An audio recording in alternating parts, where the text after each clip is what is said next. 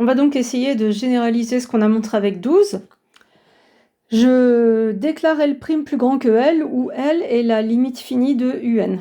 Et en fait, l'idée, c'est de montrer qu'il y a un rang à partir duquel les UN sont tous majorés par L', peu importe la valeur de L' choisie. Tout à l'heure, par exemple, j'avais choisi 25,5, j'avais même rajouté un minorant, voilà. En fait, ce qu'il faut comprendre, c'est que tout ça, ça se passe autour de la définition, avec un bon choix de epsilon. Donc, je vais procéder exactement dans l'exemple 1. Je déclare ce booléen, et ce booléen, c'est celui qui traduit la limite de UN en plus l'infini égale L. Donc on sait qu'il est vrai, puisqu'on sait que la suite UN converge vers L. Donc maintenant, comment exploiter ce booléen? Il faut faire un bon choix de epsilon. Parmi les epsilon positifs, j'en choisis un, et dès que j'en choisis un, ça m'autorise à dire qu'il existe un rang que je déclare, et voilà, qui enferme les UN entre L moins epsilon et L plus epsilon. Donc on fait un petit dessin. Ce que je veux, c'est enfermer les UN dans un intervalle qui ne contient pas L'. Eh bien là, j'ai une longueur. Et cette longueur, c'est L' moins L. Donc pour être sûr d'enfermer les UN autour de L en évitant L', eh ben, je vais choisir une longueur plus petite que ça. Une longueur pour mon intervalle. Donc je peux diviser par 2 ou je peux diviser par 3, par ce qu'on veut. En général, on évite de prendre le L' moins L qui touche L'. Donc un choix classique, c'est de poser epsilon égale L' moins L sur 2. Alors il est positif. Et donc pour ce choix de epsilon, vous allez avoir un indice.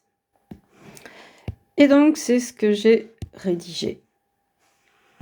Ce choix d'epsilon permet de déclarer grand N puisque P est vrai. Et après, eh bien, il n'y a plus qu'à expliquer pourquoi ça convient. Donc là, je reformule cet encadrement de valeur absolue avec L moins epsilon inférieur à UN inférieur à L plus epsilon.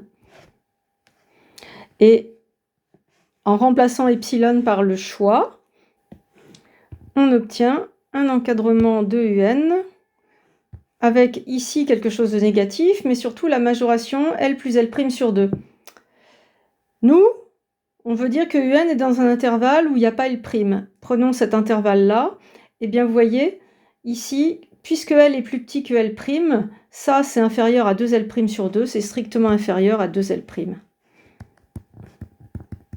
L plus M' sur 2, inférieur à L' plus L' sur 2, inférieur à L'. Puisque dès le départ, nos variables L et L' ont été déclarées avec cette particularité. L plus petit que L'. Donc, si on prend I égale à l'intervalle L moins epsilon, L plus epsilon,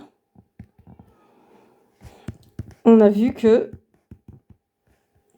eh bien, I ne contient pas L', mais I contient tous les UN à partir du rang grand N, où grand N est le grand N déclaré dans ma démonstration. Ça répond à la question posée. L'item 2 devient alors évident.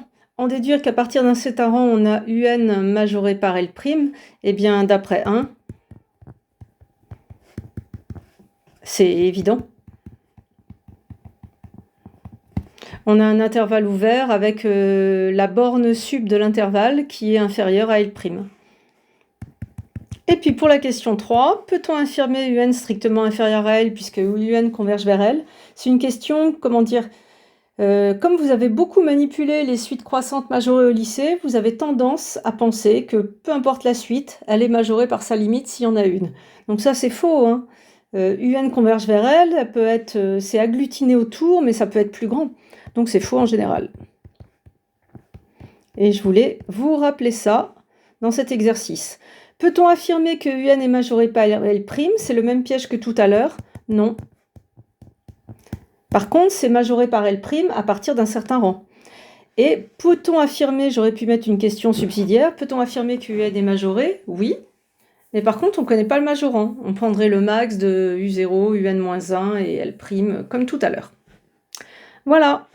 À bientôt pour la suite du cours.